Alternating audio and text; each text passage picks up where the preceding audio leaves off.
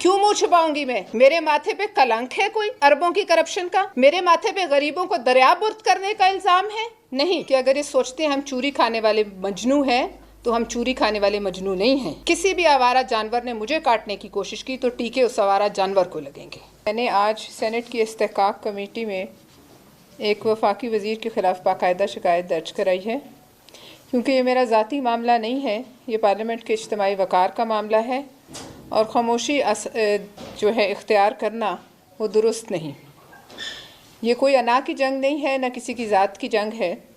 इस असूल का सवाल है कि क्या मुंतखब नुमाइंदे सवाल नहीं करते और क्या वो सवाल नहीं कर सकते। और आज अगर किसी को धमकाया गया और डराया गया और उसे बर्दाश्त कर लिया गया तो कल ये एक रविश बन जाएगी जो पूरे पार्लियामान और इस जमहूरी निज़ाम को जो है यरगमाल बना देगी। मैंने तो ना किसी से कोई ज़ाती फ़ायदा लिया और ना रियायत की ख्वाहिश रखी, मगर जो लोग मफादात के आदी हों वो शायद समझते हैं कि हर सवाल के पीछे कोई होता है और हर सवाल के पीछे कोई कीमत होती है। मैंने किसी की ज़ात पर हमला नहीं किया, ना कोई इल्ज़ाम तराशी की। एक तहरीरी सवाल आज से कई माह पहले सेनेट में दाखिल कराया जो सब मेंबरान नेशनल असम्बली, सेनेट और प्रोविंशियल असम्बलीज़ के जमा कराते हैं और ये हमारा हक़ होता है।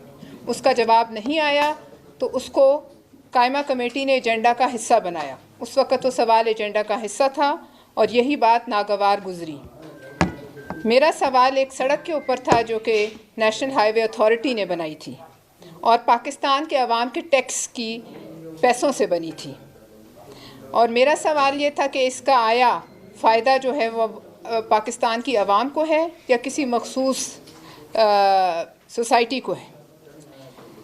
अवामी वसाइल पर सवाल उठाना जुर्म नहीं है, ये मुंतखब नुमाइंदों की जो है आईनी ज़िम्मेदारी है। हम इसीलिए इस ऐवान में भेजे गए हैं कि हम पाकिस्तान के अवाम के नुमाइंदे हैं और हम उनकी तर्जुमानी करें। अगर इस पर किसी को गुस्सा आता है मेरी ज़िम्मेदारी पर, तो मसला जो है वो सवाल का नहीं जवाब का है। जब सवाल के जवाब में आवाज़ बुलंद की जाए, लहजा सख्त हो और रवैया धमकी आमेज़ हो तो समझ लेना चाहिए कि फ़ाइलों में नहीं सवाल में वज़न है। मैं वाज़ह कर दूं कि एक सवाल के बाद और कई संजीदा सवालात ने जन्म लिया है जो मुनासिब वक्त पर मुनासिब फोरम्स पर कौम के सामने हम रखेंगे। वक्त ख़ुद फ़ैसला करेगा कि कौन गलत था, अवाम किसके साथ, कैसे और कहाँ नाइंसाफ़ी हुई। सच को जो है वक्ती तौर पर दबाया ज़रूर जा सकता है, लेकिन हमेशा के लिए वक्त एक सा नहीं रहता। ना ओहदे हमेशा आपके साथ भूत की तरह चिपके रहते हैं। मैं अपनी क़यादत और पार्टी की शुक्रगुज़ार जिन्होंने वाज़ेह पैगाम दिया है कि पीपल्स पार्टी मुंतखब नुमाइंदों के वक़ार, पार्लिमानी रिवायत और जमहूरी इक़्तिदार पर कोई समझौता नहीं करेगी। स्टैंडिंग कमेटी कोई ड्राइंग रूम नहीं होती है, ये पार्लियामेंट की एक्सटेंशन होती है।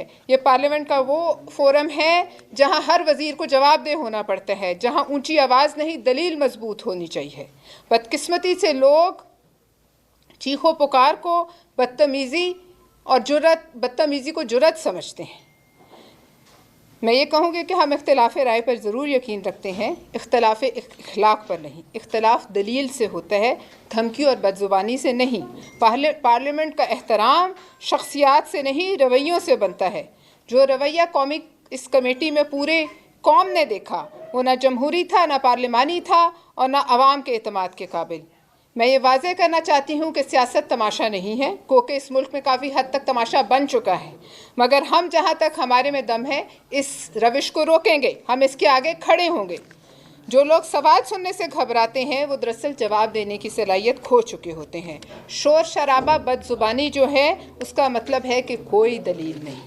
पीपल्स पार्टी ने हमेशा पार्लियामानी वक़ार, ख़वातीन के एहतराम और जमहूरी इक़्तिदार का दिफा किया है और हम किसी को ये इजाज़त नहीं देंगे कि वो ईवान को ज़ाती अना की भेंट चढ़ाए। अगर किसी को लगता है कि धौंस से सवाल दब जाएंगे तो वो गलत फहमी में है। सवाल दबाए जा सकते हैं, ख़त्म नहीं किए जा सकते। आज पूरा पाकिस्तान सवाल कर रहा है। पार्लियामेंट में ताकत का मुज़ाहिरा कुर्सी से नहीं होता और तमाम वज़रा पार्लियामेंट के आगे रिस्पॉन्सिबल हैं। और ये असूल प्राइम मिनिस्टर शहबाज शरीफ को, अपनी काबीना के नीतीश कुमारों को समझा देना चाहिए। ये पाकिस्तान है। नीतीश कुमार ने भारत में हाथ से एक औरत का नकाब खींचा, ये ज़बान से खींचते हैं, लेकिन यहाँ आरएसएस और बीजेपी की हुकूमत नहीं है, ये ना ये भारत है, ये इस्लामी जमहूरिया पाकिस्तान है। अगर किसी को किसी बदउनवानी या कोई सवाल किसी करप्शन की दुम पर पाँव आता है किसी का, तो उसके जवाब में आपने देखेंगे आप लोग और कौम देखेगी कि किस तरह मुंह से जो है झाग के फवारे निकलते हैं और चीखें निकलती हैं। मैं औरत होने की आड़ में कभी ना छुपी हूँ, ना छुपूंगी, ना हमें औरत कार्ड का कुछ पता है। हम नुमाइंदे हैं और नुमाइंदों में कोई जेंडर नहीं होता है। पाकिस्तान की पार्लियामेंट का हर नुमाइंदा बराबर है, चाहे वो औरत है या मर्द है। लेकिन आपको याद होगा कि ये वो नीतीश कुमार हैं जिन्होंने इससे पहले जिनकी खिदमत गुजारी करते थे, उनकी बेगम बुशरा बीबी पर भी इस तरह के इल्ज़ामात लगाए। हम इख्तलाफ रखते हैं इमरान खान से, आज भी रखते हैं, बहुत मामलों पे इख्तलाफ रखते हैं और पार्टी से भी रखते हैं, लेकिन हमने कभी किसी के घर, किसी की ख़वातीन, किसी की ज़ाती ज़िंदगी, उस पर कोई सवाल नहीं किया। किसी की ज़ात और ना धमकी दी, ना सवाल किया, ना इस हद तक गिरे और ना आइंदा गिरेंगे। लेकिन औरतों की तजलील करना रूटीन नहीं बन सकती। बहरहाल बुज़दिल लोगों की, ख़ास तौर पे बुज़दिल मर्दों की एक निशानी होती है कि वो सबसे पहले औरत की ज़ात पे आ जाते हैं, और बुज़दिल मर्दों को वैसे ही चुल्लू भर पानी में डूब मरना चाहिए। दूसरों पर इल्ज़ाम तराशी करना बहुत आसान है, और ये कहना कि आपकी ज़ात पर मैं सवाल करूं तो आपको जो अल्फाज इस्तेमाल किए गए, आज मैं वो सीडी भी रिलीज़ करूंगी कि आपकी ज़ात पर सवाल करूं तो आपको मुंह छुपाने की जगह नहीं मिलेगी। क्यों नहीं मिलेगी? क्यों मुंह छुपाऊंगी मैं? मेरे माथे पे कलंक है कोई अरबों की करप्शन का?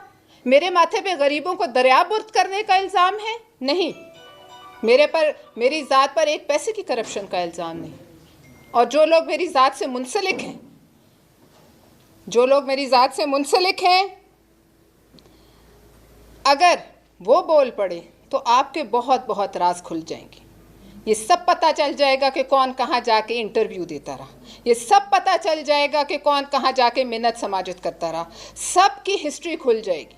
लिहाजा फिर भी मैं कहूँगी कि मेरी किसी की ज़ात से कोई इख्तलाफ नहीं, लेकिन वज़ीर आज़म शहबाज शरीफ साहब को अपनी काबीना के लोगों के रवैयों पर गौर करना चाहिए। ये एक कलेक्टिव रिस्पॉन्सिबिलिटी है, इसकी ज़िम्मेदारी वज़ीर आज़म साहब पर पहले होती है, क्योंकि काबीना की रिस्पॉन्सिबिलिटी जो है वो कलेक्टिव होती है। हम ये डिमांड करते हैं कि IMF की रिपोर्ट की रोशनी में एक GIT बने, और वो जो वज़ारत मवासलात के ऊपर इल्ज़ामात हैं उनका फॉरेंसिक ऑडिट करे। वो इंडिपेंडेंट ऑडिटर्स आएँ जो इस वज़ारत के जो मामलात हैं उनको देखें और कौम के सामने हक़ाइक़ जो हैं वो सामने लाएं। फिर मैं ये भी कहना चाहूँगी, सिंध को तकसीम करना, पंजाब के टुकड़े कर दो, बलूचिस्तान के पीस कर दो।